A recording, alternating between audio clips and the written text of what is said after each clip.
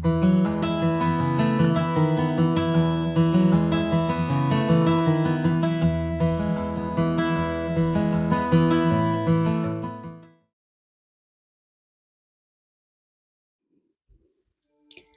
Dragonflies, how is everyone doing today? I really hope you're all well. I hope you're okay. I hope you're safe.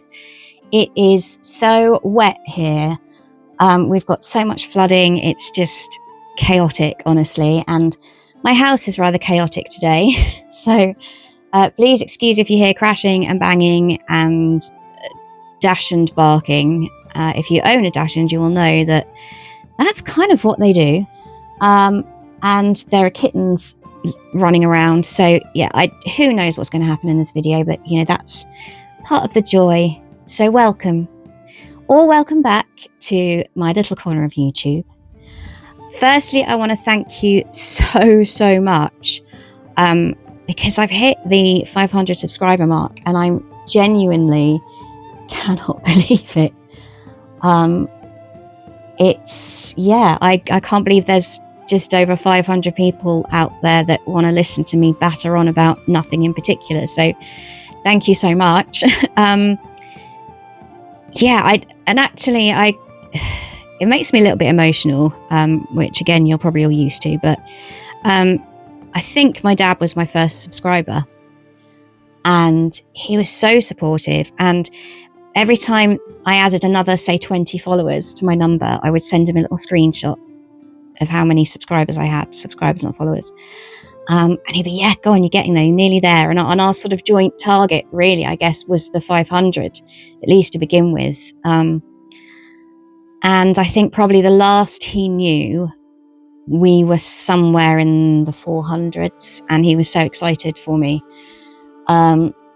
So somewhere beyond the veil, my dad is really super proud of me hitting that 500. So it means the absolute world.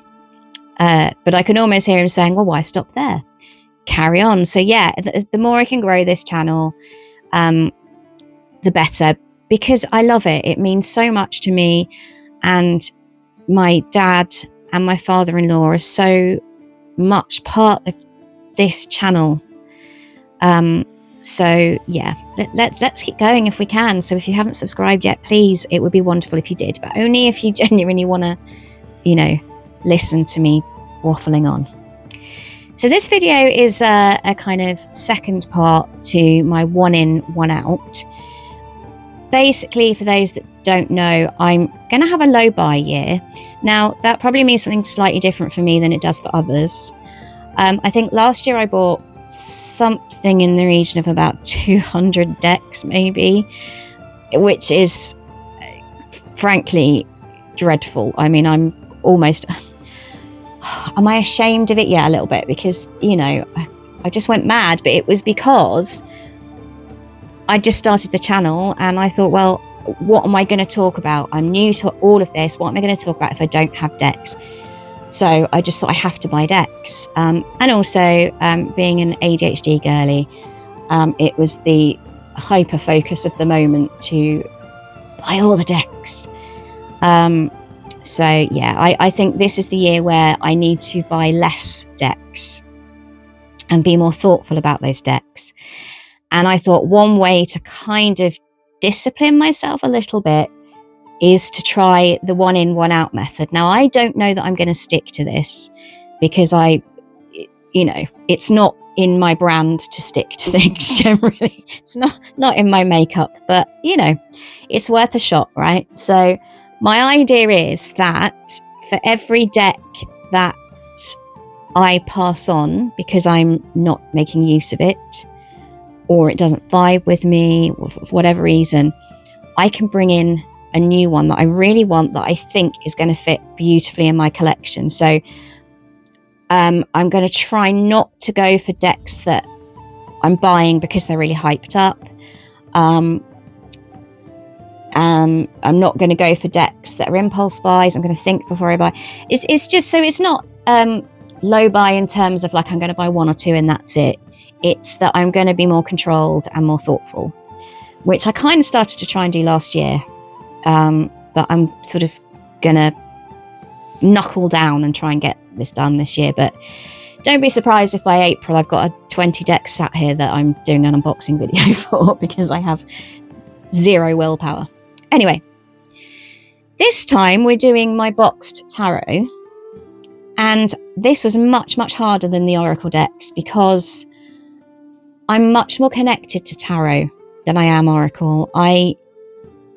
It's kind of my first love in terms of cards, and it's where most of my practice is based.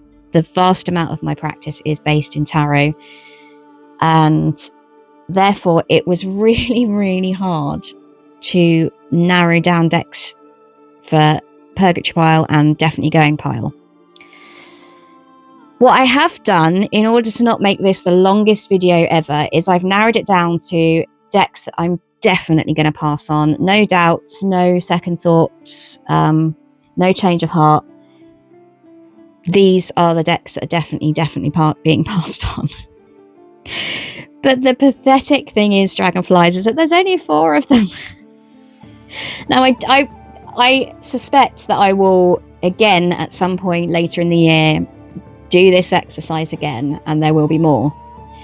But at this point, there are only 4 that I am confident about leaving my collection. I also have a whole bunch in bags that I need to go through. Half the reason for that is that I just don't remember what's in them. So that's an exercise that might end up being part 3 of this. I may open some bags with you guys and see what mysteries lie within. We'll see. But in the interests of brevity, again, not something I'm known for, I've chosen 4 decks that I'm confident are going to leave. So let's look at the first deck. Okay, so the first deck that is a definite one to leave is The Witch Sister Tarot by Julia Jeffrey. I've got something in the region of about 15 Llewellyn decks that I love and I actually do use. But this one, for some reason, I just don't get on with. As much as I have tried, I love the idea because I am a witchy deck fanatic. I love a witchy deck. And so this one for me was I absolutely have to get that one. Of course I do. And, and I love the artwork on the book here. I love the artwork on the front. But I just don't get brilliant readings with it. And aside from that, there are some cards there's some really gorgeous cards. But there are some cards that I find a bit jarring, maybe. And I've said before, and I feel so, look at me knocking the stand. My stand's on a real wobble today, by the way, Dragonflies. So, just maybe take your motion sickness tablets if you need to. But I've said this before, I just, the backs, I really don't like the backs. They just don't sit right with the deck for me. And I know that's silly because you don't read the backs, but I'm being picky here probably, but I like the cards which are zoomed in on faces. I've talked about many times before how I love to read a facial expression in a card, which is why I love a peoply deck. But for some reason, this deck isn't for me. And I honestly can't, I can't sit there and give you a really well thought out, eloquently put reason why. That's cute, isn't it? But no, stop. These are the definites. And that's a really nice death card, actually. But I'm not pulling it. I'm not reaching for it. I'm not getting good readings when I do use it. And I hate the backs. And there are some cards that I really don't enjoy in this deck. Although that's a specific one that I don't. I just don't know. There's just something about it. I can't give you, as I say, a really good reason. It's just not for me. And it's disappointing, but it's just It's just facts. It's just where we are. So, yeah, let's have a look at which deck is going to come into my collection when this one leaves. So first up is the Cottage Magic Tarot by Anne Shen. Interestingly, this is a Random House publication, which I don't think I have any Random House decks actually, so could be interesting to see what this is like. It was released, I think, on the 27th of January in the UK, but full disclosure, I've had it on pre-order for months and months and months. Finally, they've released it and it is on its way to me, and it should be here on Monday, so who knows, perhaps a little unboxing video is on the cards. No pun intended. I love the look of those backs, the box. Yeah, I'm really quite excited about this one, so yeah, we'll see what it's like when it gets here. Okay, I'm genuinely excited about that deck. Really, really excited. However, one I'm not quite so excited about, and the second deck in the out category is, excuse me, the Every Little Thing You Do is Magic Tarot. This one I sat on for such a long time before actually buying it. And I don't know why, because I wasn't exactly shy about buying decks last year. But yeah, there was something about this one that I hesitated over. I wanted to get it because I thought from the outside it looks really cool. I like the idea of it. And actually, it was such a popular deck. So many people on TarotTube and elsewhere love this deck. And I think in the end, I just kind of bowed to the hype and bought it. It had been in and out of my basket many, many times before I actually kind of hit the button and bought it. But I think I only bought it because when the price had gone down a little bit, I think, or I had a voucher or something. But I feel like I'm going against the crowd here, and that this is not going to be a popular opinion, but I don't enjoy the artwork. Hello, Laszlo. Mind your tail, please. What fun. Right, anyway. Yeah, I don't really enjoy the artwork in this at all. I don't find it easy to connect the imagery with a lot of my understanding of the cards, if that makes sense. So, you know, my understanding of what some of these cards are in general reading isn't what I'm getting from the images. I think I've just completely and utterly said the most confusing sentence that has ever left my mouth on this channel. But anyway, that's where we are. It isn't for me, and I've tried. I even got, because somebody suggested to me when I've mentioned before that I'm not a big fan, and I'm just looking over at my bookshelf to see if I can see it, but I even got the companion book to go with it, because I thought that what am I missing? Because everybody else loves this. What am I missing? But still, I have no connection to it other than thinking it's just really nicely produced and it's got a nice box. And that's not to say it's a bad deck, because obviously it's not. Loads of people absolutely, vibe with this deck, love this deck. Why do I keep saying vibe? I've got an 11-year-old daughter, well, she's nearly 12. Yeah, that's why I keep saying things like vibe. Sorry, it's part of my general vocabulary now. But yeah, so yeah, with regret, as Lord Sugar would say, this is on its way out. Let's see what else is coming in. Now this one is the Blood Moon Tarot by Sam Gwai. I do apologise for almost certainly saying that wrong. It's a US Games deck released, I think, in the UK at the end of January. I could be wrong. I've watched so many walkthroughs of this on YouTube. Now, 2025 Dilly would already have bought this, but I've just kind of been trying to see if it's different enough to other decks I have and whether I have a place for it in my collection. But do you know what? I mean, look at it. It's so gorgeous. Look at those edges. Yeah, I can't resist. So yeah, this is definitely going to come into my collection. Yeah, that looks definitely like a deck for me. So I really do need to maybe step up the thinning out of the current collection a little bit. But there we go. All right. The next one on its way out, and this is a bit of a wrench. This one is the good old Goblin Market Tarot. I've shown this a couple of times on my channel and talked about this a couple of times.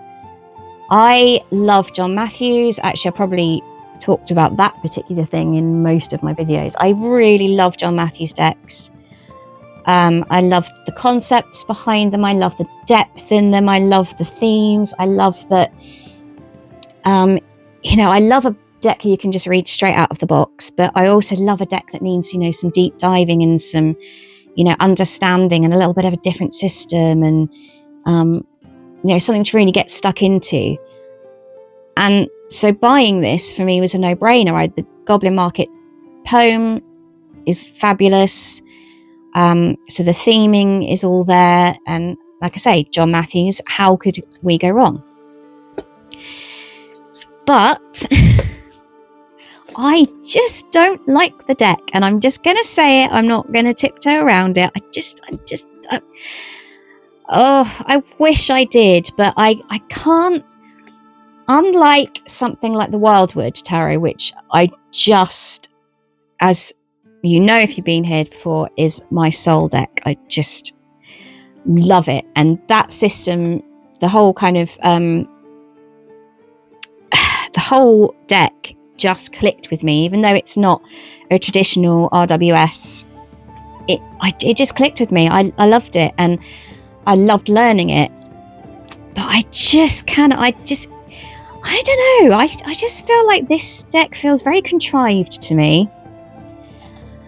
It doesn't sit naturally, if that makes sense. I don't know. Almost like, oh, that's a really cool poem, let's make a tarot deck, but it doesn't quite fit, but we can make it fit.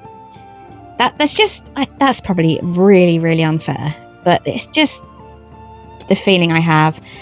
And I have tried. I have made this. This has been my study deck within the last few months. Perhaps, or was it summer last year? I think maybe. But no, I mean, actually, weirdly, the more I dug into it and studied it, the less I liked it.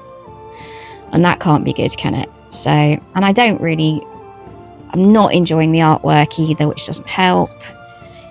And again, this isn't a criticism of the deck, it's just my point of view, and it's not for me. And I'm sure that there are people out there that are cursing the screen right now and going, what's wrong with you? How can you not like it? But I don't, and I'm sorry. But that said, I have struggled with parting with it because it's a John Matthews deck, because I am a collector of John Matthews decks. But I don't think it's right for it to just sit there gathering dust when someone else could actually really use the deck and love the system and get a lot of joy out of it. So for that reason, and for the reason I want to buy the next deck, this one's an out. So let's see what that next one in is going to be. Now, this is a bit of a maverick choice for me. This is the Whimsical Witch Tarot by Hélène L'Espagnard. I hope I've said that right. It's a US Games deck. It's not out till later in the year in the UK. But it's not my usual thing, but I love that it's whimsical, it's cutesy, it's very different from anything else I have. And I like having that in a tin so I can take it around with me, because most of my sort of mini travel decks are a little bit on the serious side. So I thought this might fill that little gap. Okay, and here is deck number 4, which is on its way out. Again, this one is this is the hardest decision but I think it's the right one. This is the Mystical Medleys Tarot. I'd seen this on a few channels. Not many, I have to say. It's not one that appears often. But I thought, oh, that's really cute. And I thought I could see it in a child work maybe, which actually is something I'm focusing on in February. But more of that in another video. I think I'm going to do a short maybe about it. But yeah, it just seems like something really different, something that I don't really have much of in my collection. It seemed fun, vibrant, and just cool. But I found it difficult to find a copy online at that particular time. I don't know why, because you can find them now, but I did see it when I went to Burley in the New Forest and to the bigger witch shop there, Coven of Witches, I think it's called. And that's where I bought it. And so I have really wonderful memories of that day in Burley. I absolutely loved it. I loved that shop. I felt, so content there. So I have really happy memories of that day. But is that a good enough reason to keep a deck that, despite how much you thought you'd like it, you actually don't really? So it's got this cute little hardback guidebook, and it is a lot of fun. And it does remind me of cartoons from when I was a little kid. But I don't enjoy reading with this deck. It was almost like an instant when I did sort of begin to try working with it. It was almost a sort of instant no. I'm not going to get on with reading this deck. It's just not. And again, it's one of those things that I have no sort of good, coherent explanation for, because it's a really funky, cool deck. And actually, no, it's probably not for everybody. It's quite a unique deck. And it's so beautifully made and beautifully produced, and everything about it is right. But I just had an instant kind of no. I can't read with this deck. And so that's the reason why this is in the out pile. But because of my memories of that day, it's a difficult choice. But it's such a great deck, and it deserves to be used, and it deserves to be used by somebody that is going to really connect with it and really love it. So I have made the difficult, but I think correct decision to move along or pass along the Mystical Medleys Tarot. But that just leaves us with the fourth one for now that is going to come into my collection once this one leaves. Right, I'm excited about this one, Dragonflies. It's not released until August, which is so annoying, but this is the Bad Witch Tarot by Michelle Lodge. It is published by Fair Winds Press, which is another publisher I'm not familiar with, but I already love the look of this deck. I love the colour palette. I love the vintage styling, which is a bit of me. I love that it's a little bit naughty. And yeah, I can see it paired with Oracle of the Witch already and a couple of other decks. So yeah, this is one I'm probably most excited about. And I can't believe I've got to wait till August. That's just so unfair. So there we have it.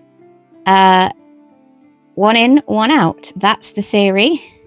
Let's see if it works in practice. I think it may work for about 2-3 weeks, and then I'll see 7 decks that I really, really want, and it'll all go out the window. But I'm going to try, Dragonflies. I make no promises, but I am going to try. Let's see how it goes.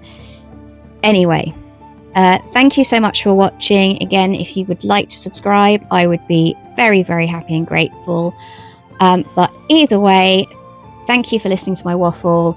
Take care, Dragonflies, and I will hopefully see you all again soon. Bye.